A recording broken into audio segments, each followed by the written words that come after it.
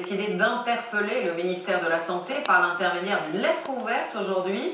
Elle demande au gouvernement de financer de nouvelles études sur un éventuel lien entre la présence d'aluminium dans certains vaccins et une maladie neuromusculaire.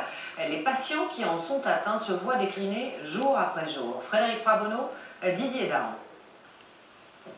Depuis 30 ans qu'elle travaille à l'hôpital, Joëlle Fichot était connue pour ne jamais rien oublier. Aujourd'hui, cette aide-soignante doit tout écrire. Je dois téléphoner à quelqu'un ou prendre un rendez-vous. Je préfère tout noter pour ne pas oublier ce que j'ai à faire. Les pertes de mémoire, c'est le dernier symptôme que Joëlle Fichot signale à son médecin, pas le seul.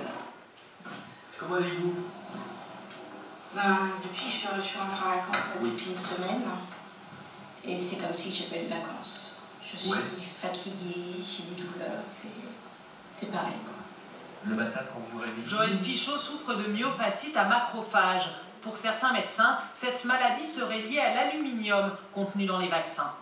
Ce n'est pas du tout le principe des vaccinations qui est en cause. Il faut bien comprendre, c'est un composé particulier d'un vaccin, de certains vaccins. Alors évidemment, après, c'est difficile d'établir un lien entre l'existence d'une lésion et les symptômes.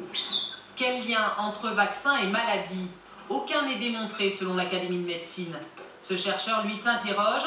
Dans son laboratoire, il examine des prélèvements de muscles autour du point de vaccination.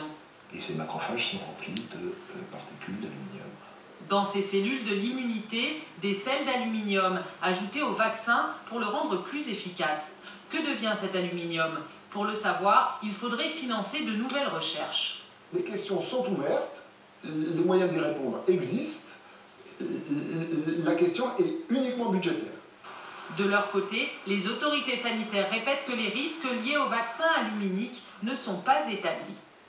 C'est des adjuvants qui sont utilisés depuis très longtemps, depuis 30 ans, plus de 30 ans, et donc sur lesquels on a à la fois, en termes quantitatifs, ils sont utilisés à très large échelle, et en termes de durée d'utilisation, on a un recul considérable.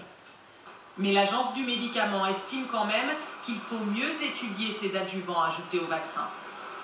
Et puis à noter la sortie du 3e numéro du magazine Rose.